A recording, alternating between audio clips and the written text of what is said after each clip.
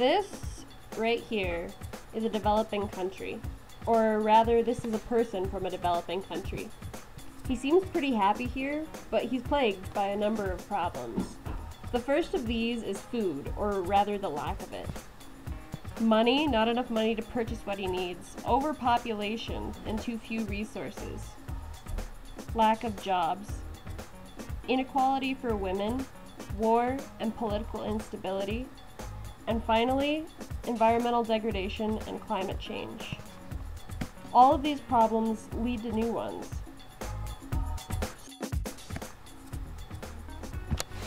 So, while this man is trying to climb the stairs of development, he's plagued by all of these problems. In fact, he has to carry an entire world of problems with him.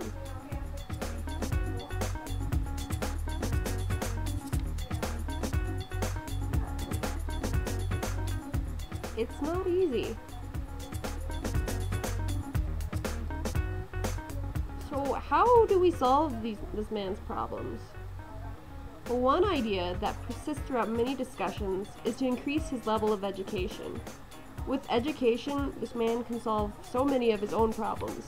We've all heard the proverb, if you give a man a fish, he will eat for a day. Teach a man to fish, and he will eat for a lifetime. Greater agricultural knowledge, the man can obtain the latest techniques for farming. Education leads to higher income world over.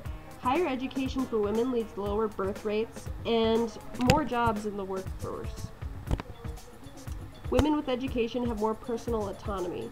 Countries that are well-fed and employed have drastically lower rates of violence. Education and research play a key role in stopping climate change and preserving the environment for future generations. So basically, a good education allows this man to learn from the mistakes of the past and turn them into future success. Makes him adaptable. So since education is so universally beneficial, why is it not accessible? Let's look at India for an example. India is a country of 1.2 billion people with a birth rate of 2.55 children per woman, and 29% of the population is below 14. Clearly 29% is a huge chunk. The past system of education in India is called the Gurukul system. In this system, a guru would take one apprentice at a time. The student would live with his guru during house chores, while the guru would teach his student all he would need to know. The student would live in the guru's house for as long as this took. Now, economics tells us the system may not be the most efficient. With a large demand for education and a very small supply, there's a massive shortage in education. In short, some people who really want an education just don't get it, because there are not enough gurus to go around. This meant that typically only the higher classes received any sort of quality education.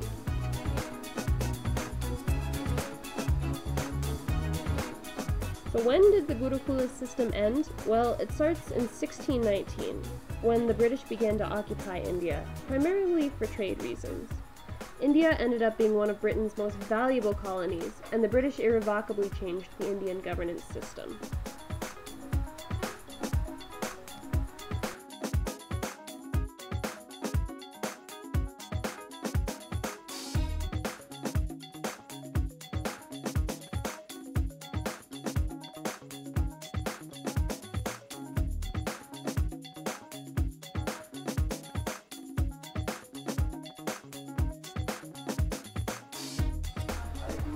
This leads us to Lord Thomas Babington Macaulay. In the 1930s, Tom advocated for a modern system of education, one which is state-operated. Tom's system advocated for modern subjects like science and mathematics, which essentially stomped out the study of soft sciences like philosophy and metaphysics. This would create a technically intelligent but not terribly imaginative group of people. Sounds like colonialism. On paper, Lord Thomas was a hero for the British Crown. He wanted universal education for children 6 to 14, but as many people will tell you, he was the man who ruined Indian education. One question that really burns about this whole modern system is this: how can an education system be truly state-run if India was a colony?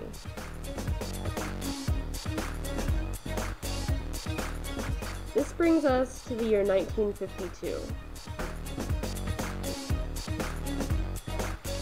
India, now a free state, amended their constitution to include an education policy. They created the Central Board of Secondary Education, or CBSE. This began an era of government-fueled education hoopla. In fact, the Constitution even went so far as to define education as a fundamental human right in Article 45.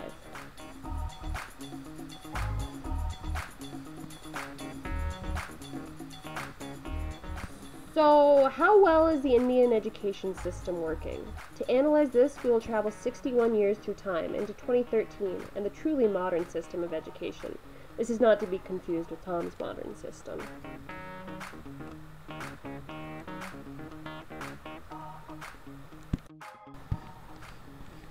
India is divided into 29 states and 7 union territories. While education is now standardized by the central government and National Council for Educational Research and Training, states still have considerable freedom in implementing education policy. So, in theory, the government is funding education for every student in India. However, there are problems with this. For one, corruption pervades the government. Therefore, many of the funds that are meant to go for education never make it there. Let's look at Tamil Nadu, a state in the south of India, as an example of the Indian education system.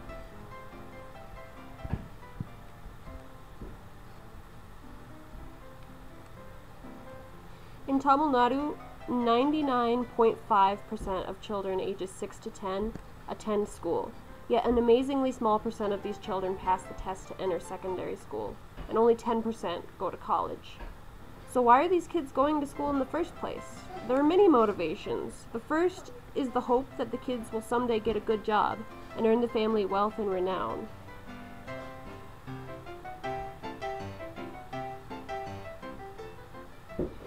The second motivation is low fees. Yes, tuition fees are generally charged because few schools are free in India, but low fees can make school more accessible. Midday meals are essentially a free lunch program introduced in 1982. However, many states either can't afford this or politicians siphon out the funds. There have been many cases of bugs and lizards in the food, and in Bihar, 23 children died from contamination. Reserved seats for low-caste students are supposed to make education accessible for everybody. However, these seats are reserved for students who may not be interested in school, so others have to work even harder. There are other problems with the education system that make it ineffective despite children going to class. Because teachers are primarily paid through tuition fees, there are not enough funds to hire many instructors. Student-to-teacher ratios can be as high as 200 to 1. Education materials, too, are often outdated and ineffective. Most of the materials are donated, often overseas, so children may be given school materials in English before they've even learned how to read their mother tongue. What does all this inefficiency lead to? Well, despite the high attendance rate, only 50% of Tamil Nadu school kids can read. So what can we do about this problem? The solution is obviously not coming from the government. There are, however, many NGOs or non-governmental organizations that are doing grassroots projects all over India to help children reach their wildest dreams. ASHA is one such NGO, cycling funds to where they're most needed. Teach for India, much like Teach for America, places qualified college graduates as teachers in areas where they are desperately needed. As part of AID, or the Association for India's Development, there are many education programs. AID was founded in the early 1990s and has a holistic approach to development, funding many projects. One specifically is called Eureka Super Kids, a part of the larger organization Eureka Seeds. The program operates primarily in the villages of Tamil Nadu. Eureka Super Kids splits these children into 3 groups: Standard 1 through 3, Standard 4 through 6, and ages 3 to 5. There's a qualified tutor for each group who's often a college student. The tutors are paid by the program, so they actually have incentive to teach the kid. Moreover, standardized testing does not occur once in 8 years, as in government schools. The children are monitored and their progress is marked on boards so their parents can keep track, even if they can't read. In short, Eureka Super Kids is effective because the children get personal attention and are able to relate the things they're learning about what they already know. The numbers prove its effectiveness. In only 2 years, there's up to 53% improvement in advanced math, 27% improvement in reading the native language, and 30% improvement in English reading skills.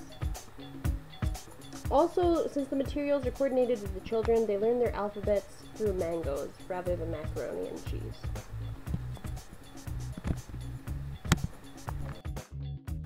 I used Eureka Super Kids as a small example of a program in one state, Tamil Nadu, which is in one country, India. But there's similar problems with access to education worldwide.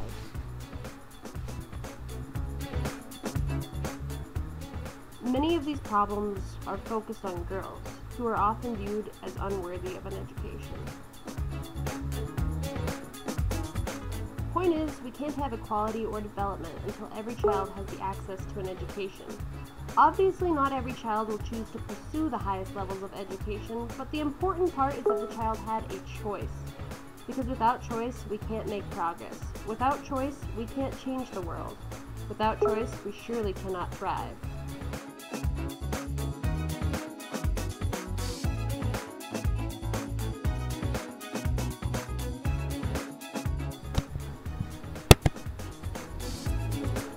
So, if there was only one thing that you could do,